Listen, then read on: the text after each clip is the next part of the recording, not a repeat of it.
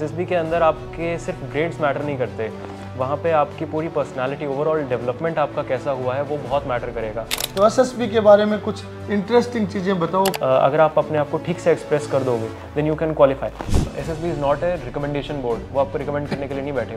This is not a selection board, it is a rejection board. If you don't get rejected then you get selected. पापा जी तो सिपाही रहे और हमें ऑफिसर बनना है और पापा की रेजिमेंट में बनना है। I was the only one in that Varanasi centre जहाँ पे मैं रिकमेंड हुआ था।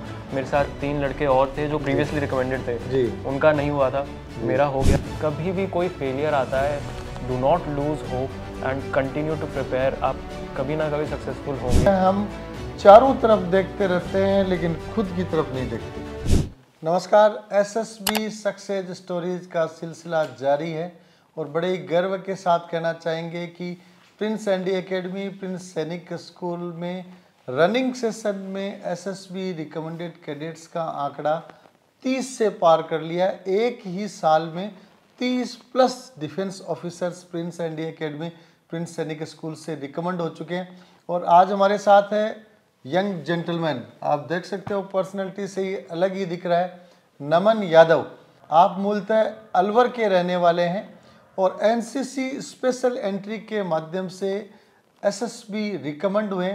देखेंगे, सुनेंगे और जानेंगे नमन की जर्नी के बारे में, क्योंकि आज के दिन बच्चों में डिफेंस ऑफिसर बनने का बड़ा ही क्रेज है और डेफिनेटली एक क्रेज की लाइफ होती है जिसमें राष्ट्र सेवा, ग्लैमर और सब चीज़ें एक ऑफिसर लाइक क्वालिटीज़ के साथ बच्चा ऑफिसर लाइफ जीता है। तो नमन, मैं चाहूँगा सबसे पहले तो अपने परिवार के बारे में परिचय आप बताएं। जैसा मैं सुन रहा था पापा जी इंडियन आर्मी से रिटायर्ड हवलदार हैं, तो बताएं फैमिली के बारे में बताएं पहले। सर, फादर मेरे 1999 में मैरिज हुई थी, उससे पहले 96 में पापा की पोस्टिंग आ गई थी एंड मेरा बर्थ 2002 का है। बट फादर का जो सर्विस था वो इतना मैं एक्सपीरियंस नहीं कर पाया था क्योंकि 2007 में पापा रिटायर हो गए थे। जी जी। मैं उस टाइम आप छोटे से थे? यस सर, मैं 5 फौज का लाइफ आपने कम देखा? जी सर जी। तो वो एक थोड़ा सा बैकलैश था लाइफ में कि आर्मी लाइफ देख नहीं पाए जबकि पापा आर्मी में थे। फिर 10th के अराउंड ये शौक लगा कि मैं भी आर्मी में जाऊंगा बट एज एन ऑफिसर जाऊंगा और पापा की ही रेजिमेंट में जाऊंगा और वहाँ पे जाके एज एन ऑफिसर सर्व करूंगा। Very good. आप देखो सपने कैसे बुने जा सकते हैं और उनको पाने के लिए किस तरीके से प्रयास किया जा सकता है। पापा जी कुलदीप जी यादव हैं जो अभी एचडीएफसी बैंक में ब्रांच हेड हैं। मम्मी जी कविता मैम हैं और सीनियर मैनेजर हैं मैक्स लाइफ में। पापा जी आर्मी में पहले रह चुके हैं और बच्चे के दिमाग में था कि पापा जी तो सिपाही रहे जी सर और हमें ऑफिसर बनना है और पापा की रेजिमेंट में बनना है। तो नमन चला एसएसबी की ओर, ऑफिसर बनने की ओर। आपने स्कूलिंग अलवर से ही की है और उसके बाद में मैं बताना चाहूँगा कि इसमें एक चीज़ और जो अक्सर हम जिक्र करते हैं, 10वीं 12वीं के मार्क्स का कोई बहुत बड़ा रोल इन चीज़ों में नहीं रहता है। आपने 10th में 84.23 और 12th में 80% अंक हासिल किए, जिनको आज के ज़माने में एवरेज प्लस कहा जा सकता है, कुछ बहुत ज़्यादा नहीं कहा जा सकता। लेकिन डिफेंस ऑफिसर के लिए आपके मार्क्स नहीं, आपका व्यक्तित्व कैसा है, आपका नॉलेज कैसा है, ये सब चीज़ें देखी जाती हैं। तो नमन, बढ़ते हैं आगे की जर्नी की तरफ। आपने एनसीसी सी सर्टिफिकेट किया, तो सबसे पहले दर्शकों को ये बताएं, क्योंकि हम चाहते हैं कि आपके इंटरव्यू के माध्यम से इस वीडियो को देखने वाले लोगों की नॉलेज अपग्रेड हो और एसएसबी ऑफिसर एनसीसी के माध्यम से जाने के लिए क्या क्या विकल्प रहते हैं उसके बारे में आप दर्शकों को बताएं। Sir like when I was in 10th standard तब मेरे पास 2 साल थे एनडीए के लिए। आई prepared for my return also but at the same time मैं एक्स्ट्रा करिकुलर पे और डिफरेंट चीज़ें जैसे extra curriculars, debate competitions, anchoring वगैरह डिफरेंट एक्टिविटीज़ में पार्टिसिपेट करता था। एंड 12th में जाके मैं अपने स्कूल का कल्चरल हेड भी बना था सो दैट मुझे वो एक्सपोजर मिले कि मैं चीज़ों को ऑर्गेनाइज़ कराऊँ, एक थोड़ा सा डिफरेंट एनवायरनमेंट रहे मेरे साथ, so that it can help me through SSB also. क्योंकि एसएसबी के अंदर आपके सिर्फ ग्रेड्स मैटर नहीं करते, वहाँ पे आपकी पूरी पर्सनालिटी, ओवरऑल डेवलपमेंट आपका कैसा हुआ है वो बहुत मैटर करेगा। तो इस चीज़ को लेके मेरा थोड़े से ग्रेड्स थोड़े से कम रहे, बट एटलीस्ट अच्छे कह सकते हैं, कम नहीं कह सकते, अच्छे कह सकते हैं। Yes, sir. लेकिन बहुत अच्छे नहीं कह Yes, सकते। Yeah. तो मैंने काफ़ी मैनेज किया, दोनों चीज़ों को एक साथ कोप अप करने का कोशिश किया, लाइक एक्स्ट्रा करिकुलर भी हो जाए, स्पोर्ट्स भी हो जाए, प्लस अकेडमिक्स पीछे ना छूटे। Then I competed for NDA exam, मेरा क्लियर हो गया written, but unfortunately I couldn't clear the SSB देन मैंने ग्रेजुएशन किया एंड फर्स्ट टाइम मेरा SSB के अटैम्प्ट कम थे, like I had only 1 SSB attempt for my NDA, और ये रिग्रेट मुझे ग्रेजुएशन एंट्री में ना रहे, इसलिए मैंने NCC एयर विंग लिया। अगर आप NCC आर्मी विंग में जाते हो तो आपका A एंड B ग्रेड रहने पे C सर्टिफिकेट के अंदर you can gate 1 SSB attempt in every 6 months. But अगर आप एयरफोर्स और नेवी के थ्रू जाते हो NCC में, like I was in air wing वनराज एयर स्क्वाड्रन, सो आपको आर्मी प्लस एयरफोर्स दोनों के SSB मिलेंगे in every 6 month. So 1 year में मेरे पास 4 स्पेशल एंट्री थी without any written exam. This was special entry. आपको सिर्फ B एंड C सर्टिफिकेट का एग्जाम देना है and you can get an A grade very easily if you are developing your personality as well as the education qualification, then you can easily get an A grade and आपके पास 4 attempt without any written exam रहेंगे for the SSB interviews. Plus you can also give after graduation AFCAT and CDS also. अगर आपके पास आपको लग रहा है कि ये अटैम्प्ट कम है या फिर मुझे रिटन एंट्री के थ्रू जाना है, UPSC एंट्री के थ्रू जाना है, then you can opt for CDS also. तो मैं इंटरप्ट करते हुए आपको थोड़ा सा और इलेबोरेट करना चाहूँगा कि जैसा नमन ने बताया कि आपके पास NCC के माध्यम से A और B C सर्टिफिकेट A और B ग्रेड। जी सर। ग्रेड का डिफ्रेंशिएशन एक बार दर्शकों को और बता दें।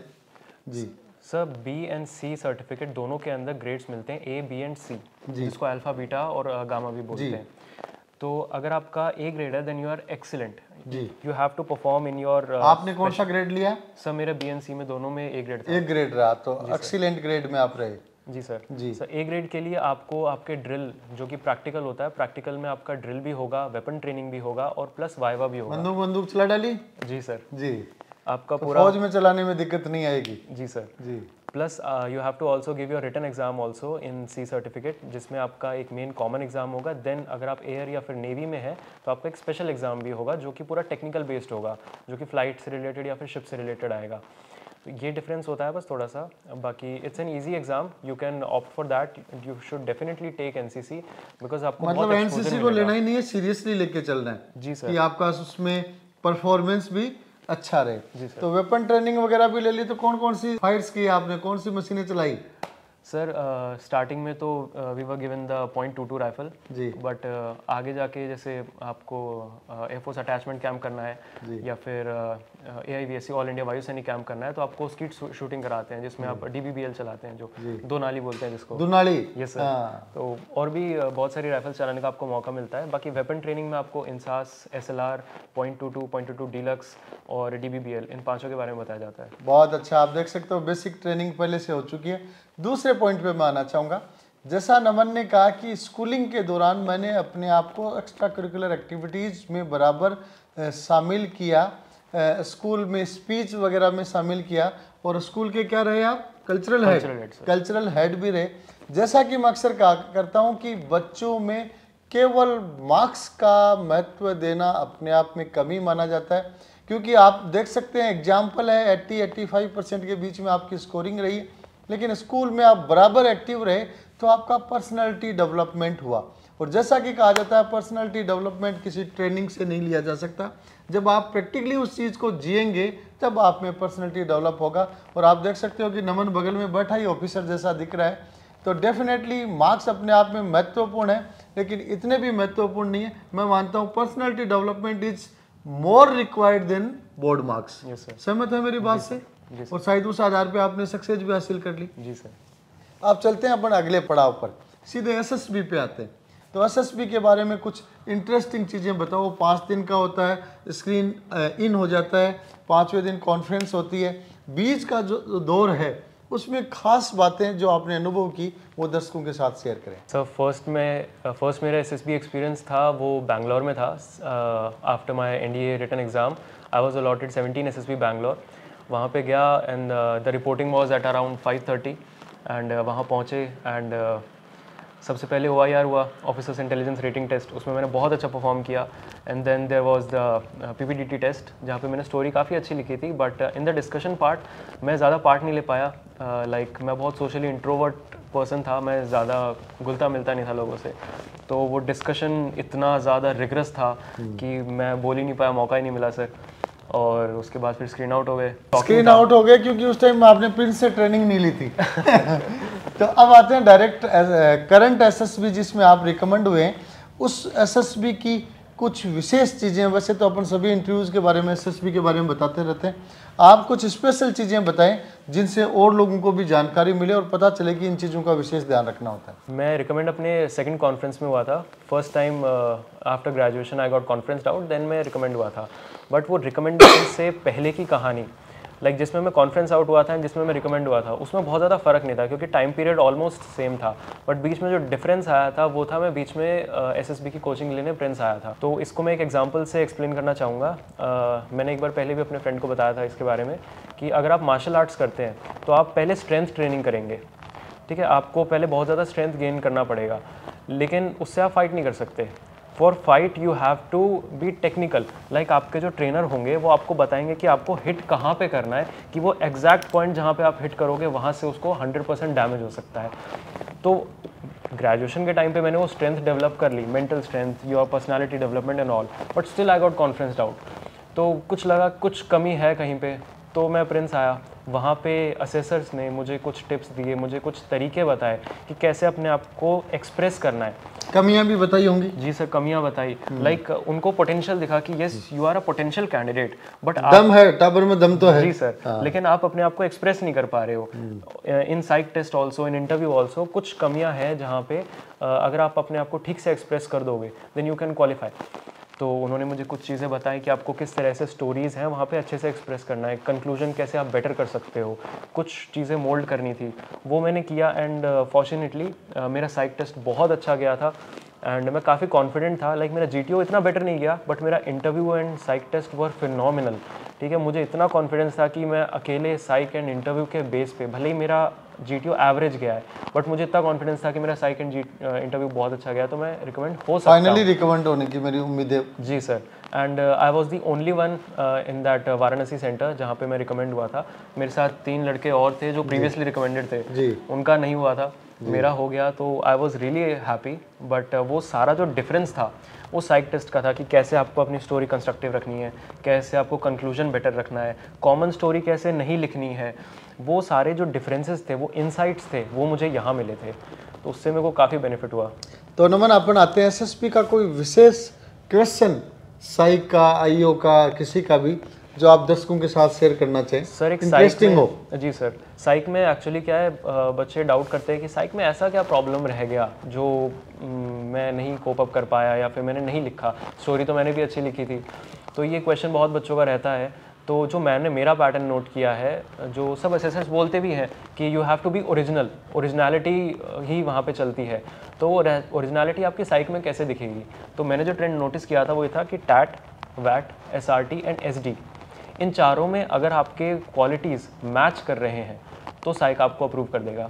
ये मैंने खुद नोटिस किया है। आपका वो चारों टेस्ट में आपकी पर्सनालिटी मैच होनी चाहिए। अगर आप टैट एक में इधर का फेंक दिया, दूसरे में उधर का फेंक दिया तो पकड़ लेंगे तुरंत। हाँ, अगर आपने टैट में करेज दिखाया, अपने आपको बहुत करेजियस दिखाया है, लेकिन वैट में आपने किसी उसमें इस टाइप का सेंटेंस लिख दिया कि आप करेजियस नहीं दिख रहे हैं, तो वहाँ पे वो कॉन्ट्राडिक्ट कर जाएगा और वहाँ पकड़े जाओगे। झूठे आदमी वहाँ नहीं चलते। तो वो चीज़ थी, वो मेरे को काफ़ी हेल्प करी। उन्होंने बताया कि ऐसे मैचिंग होती है इसमें।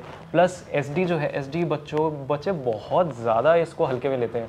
Like self description is the most important test in your psychology test. बच्चों को लगता है टैट सबसे इंपॉर्टेंट है, but SD is very important क्योंकि वो आपका एक कबूलनामा है। उसमें आप खुद कबूल कर देते हैं बच्चे कि मेरे अंदर ये कमियाँ, ये कमियाँ, वो सब नहीं करना होता, ठीक है। अपने आपको एक मौका मिला है खुद बताने का खुद के बारे में, तो आप you can express yourself as you want, ठीक है। तो अपने बारे में बेस्ट लिखो, कमियाँ लिखनी है, बट नॉट दैट कि आपके रिकमेंडेशन पे उससे फ़र्क पड़े, ठीक है। सारा पिटारा खोल के भी नहीं रख देना। हाँ, बिल्कुल सब कुछ बताना जो बनना चाहते हैं उसके बारे में। तो SD बहुत फ़र्क पड़ता है, इसलिए SD लिखें तो ज़्यादा प्रिपेयर करके नहीं आना, रट के नहीं आना। SD को बहुत कैंडिड रहना है उसके अंदर, लेकिन प्रैक्टिकल भी रहना है। जैसे मैं जैसे लिखता था एसडी, तो मैं वही चीज़ें लिखता था जो मैंने एक्चुअली फील करी है। मेरे पेरेंट्स ने जो मेरा फेस देखा है मैं वही उसमें लिखता था कि लाइक मेरे पेरेंट्स ने देखा मैं बहुत हार्ड वर्किंग हूँ, रात रात को पढ़ता हूँ, ठीक है, इस टाइप की चीज़ें। मेरे फ्रेंड्स ने वो चीज़ नहीं देखी। मेरे फ्रेंड्स ने देखा है कि मैं कितना सोशल हूँ, कितना उनके साथ एक्टिव रहता हूँ। मेरे टीचर्स ने डिफरेंट चीज़ देखी है, उन्होंने देखा है कि मैं कितना ऑलराउंडर हूँ, कैसे मैं स्पोर्ट्स, अकेडमिक्स, एक्स्ट्रा करिकुलर सब एक साथ कोप अप कर लेता हूँ। बट मेरे पेरेंट्स ने ये चीज़ नहीं देखी क्योंकि मैं हॉस्टल में रहा था। तो वो चीज़ें हैं वो डिवाइड करनी मुझे आती थी, तो वो मैंने उनको फेस्ड मैनर में लिखा था। और SD was very important for me क्योंकि वो पूरा मेरा कनेक्ट कर गया था, कहाँ कहाँ पे कौन कौन सी क्वालिटीज़ मैंने टैट में शो करी हैं, कौन सी वैट में करी हैं, और एसडी में सब मैच हो गई थी। तो वो काफ़ी बेनिफिशियल था मेरे लिए। तो आप देख सकते हो कि जैसा नमन प्रेजेंट कर रहा है वैसे अपन कह सकते हैं कि साइक टेस्ट में आप एकदम एक्सपर्ट की तरह आपने परफॉर्मेंस दिया जो आपका मजबूती के साथ पार्ट बना। एसएसबी के बारे में और कोई विशेष चीज़ जो आप शेयर करना चाहें, कोई इंटरेस्टिंग क्वेश्चन? एक जीटीओ का मैं पॉइंट बोलना चाहूँगा। जीटीओ में एक टेस्ट होता है ग्रुप ऑब्स्टिकल रेस, जिसको स्नेक रेस भी बोलते हैं। तो उस रेस में बहुत बच्चे क्या उसमें कंपटीशन करवाते हैं, 3 अलग अलग ग्रुप्स होते हैं, उन तीनों के बीच में कंपटीशन होता है कौन पहले रेस क्लियर करेगा। तो वो कंपटीशन के चक्कर में ये एक ऐसा टेस्ट होता है जहाँ पे you are not aware of yourself कि आप क्या एक्टिविटीज़ कर रहे हैं, आपके कौन से एक्शन से कहाँ पे आप रिजेक्ट हो जाओगे। लाइक हमारे असेसर ने एक चीज़ बोली थी कि SSB is not a recommendation board, वो आपको रिकमेंड करने के लिए नहीं बैठे, this is not a selection board, it is a rejection board. If you don't get rejected then you get selected. तो आपको कोई गलती नहीं करनी है जीटीओ में, खास ध्यान इस चीज़ का रखना है, कोई रूल नहीं तोड़ना है, आपको प्रॉपरली पूरा सब मेंटेन करके चलना है, पूरे ग्रुप को साथ लेके चलना है। ये सब बहुत बेसिक चीज़ें हैं जो आपको ऑलरेडी पता है, but you are not aware at that particular point in GOR। तो वहाँ पे बहुत बच्चे गलतियाँ करते हैं, पता होने के बाद भी वो गलती कर देते हैं, बिकॉज वो रेस ऐसी होती है, उसमें जीतना वो जुनून सवार होता है सबके दिमाग पे, तो वो सब भूल जाते हैं उस टाइम पे। तो जैसा आपने कहा, जीटीओ ने कहा कि SSB is not recommendation board, it's rejection board. Means वहाँ ये देखा जाता है कि ये बच्चा स्वीकार नहीं किया जा सकता, जी, नॉट एक्सेप्टेड। तो जिसको स्वीकार नहीं किया जा सकता वो सब अलग होते जाते हैं, और जिसको स्वीकार नहीं किया जा सकता, इसमें शामिल नहीं हुआ, वो ऑटोमेटिकली रिकमेंडेड बना जाता है। तो नमन, अपन अंतिम चरण की तरफ चलते हैं। और डेफिनेटली आप फौजी फैमिली से हैं, मम्मी पापा ने भी आपके रिजल्ट के लिए, आपके रिकमेंडेशन के लिए, आपके करियर के लिए बहुत स्ट्रगल किए। नो डाउट परिवार का स्ट्रगल सबसे ऊपर होता है। तो फाइनली आप स्टूडेंट्स को क्या मैसेज देना चाहेंगे जो भविष्य में डिफेंस ऑफिसर बनना चाहते हैं? मैं यही बोलूँगा कि डिफेंस सर्विसेज है वो बहुत कॉन्फिडेंट एंड डिटरमाइंड लोगों के लिए है। अगर आपको कभी भी ऐसा लग रहा है कि मेरा फर्स्ट फेज़ में नहीं हुआ, लाइक मेरा एनडीए रिटर्न ही क्लियर नहीं हुआ, मैं फर्स्ट टाइम में स्क्रीन आउट हो गया, कॉन्फ्रेंस आउट हो गया, ठीक है, तो हार नहीं माननी है, ठीक है। आप कंटिन्यू प्रिपेयर करते रहो, सेल्फ एनालिसिस करते रहो। Self analysis is very important. अगर आप बिल्कुल स्टार्टिंग से चिंतन करते रहो, चिंतन अपने आप पे। जी सर, जी। स्वॉट लोग एनालिसिस। चिंतन दूसरों पे ज्यादा करते हैं, खुद पे कम करते हैं। जी सर, खुद को पहचानो, खुद के बारे में लिखो, एक पेन पेपर लेके बैठ जाओ और खुद के बारे में लिखो, 2 दिन लगाओ, 3 दिन लगाओ, know yourself as much as you can. और उसके बाद आपको कमियां अपनी पता चलने लग जाएंगी। And work on your self, खुद से प्रिपेयर करो, स्टार्ट करो। कोचिंग की ज़रूरत पड़ रही है, कोई बात नहीं, ले लो, but prepare on yourself. Self analysis is very important. खुद को नोटिस करो, observe yourself, observe your surroundings, अपने आप को इम्प्रूव करते रहो। कितना भी आप बेटर हो जाओ, आपको लग रहा है आप पूरे एनवायरनमेंट में आप बेस्ट हो, still work on your self. Compete करते रहो, खुद से कम्पीट करते रहो। एंड कभी भी कोई फेलियर आता है, do not lose hope and continue to prepare. आप कभी ना कभी सक्सेसफुल होंगे। मैं जीता जाता एग्जाम्पल हूँ। 3 साल मैंने वेट किया नेक्स्ट एसएसबी देने के लिए, स्क्रीन इन होने के लिए मैंने 3 साल और वेट किया था। मेरा एक फ्रेंड है, अभी he is in Kolkata right now, आज उसका मेडिकल कॉन्फ्रेंस है।